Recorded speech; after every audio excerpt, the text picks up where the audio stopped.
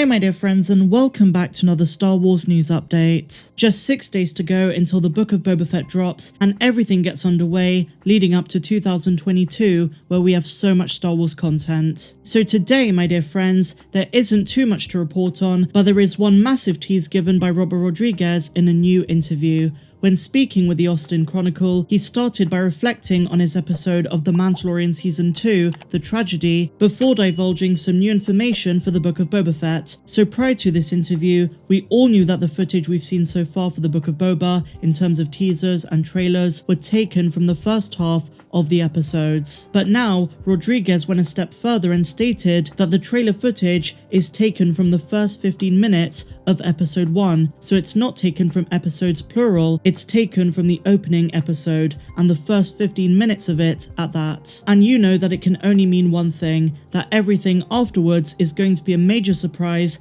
and they've packed in some huge treats right from the get-go. He goes on to say in this very interview that, quote, "People have no idea what's in store. It's going to blow their minds." His confidence in the Book of Boba Fett over the past year, as well as what Favreau and Filoni have been saying these last couple of days in their promos, is truly telling that the Book of Boba Fett is probably going to be huge. Unlike previous slow burners, the Book of Boba Fett is packing a punch right from the start of episode 1. And knowing Robert's style of directing, I'd expect nothing less. And this also comes as a reassurance for a lot of people who were saddened that the series is just 7 episodes long. But they're not wasting any time in those installments. In this interview, Rodriguez also once again hints that season 2 is definitely a possibility, and I think at this point it's almost a guarantee if the show does well, which let's face it, it probably will. Even if there is less hype for the Book of Boba Fett than there was for say The Mandalorian, if the show is all it's made out to be with the big cameos and surprises, then word will spread really quickly and Boba could be a smash hit for Disney+.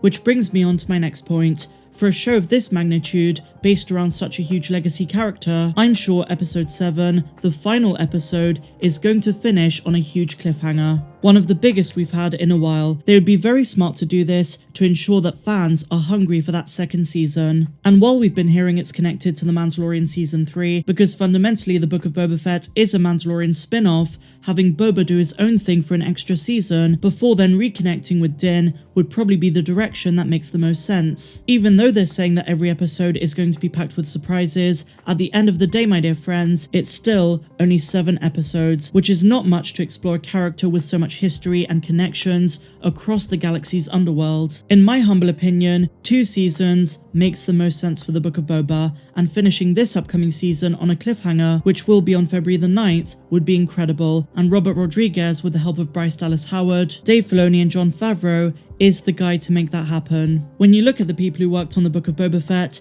it really reads as a dream team, and I'm sure they've smashed this one. Now, another thing that Rodriguez touches upon is the ashes of the Hutt cartel, and he then says there's a big galaxy out there, and Favreau even mentioned Hutt Space, and it kind of implies that Boba Fett is going to have to deal with the remnants that remain. And if you read between the lines, I wonder if they're teasing Boba having dealings with relatives of Jabba, and maybe even visiting Nal Hutta or another planet in either the Doran or Toydarian systems. Now, in canon, in the aftermath of Jabba's death, Hutt Space was embroiled in conflict as the surviving Hutts fought to claim Jabba's territory, and I wonder if they've yet tried to reclaim Jabba's palace in the Dune Sea when Bib Fortuna was ruling. If not, they may get word of Boba Fett taking over the palace, and of course they would know he used to work for Jabba. I don't think they'd be too pleased, and that could spur them on to try and reclaim it as their own. The wording from Robert Rodriguez and Favreau could certainly imply that, and when making the show, I'm sure they considered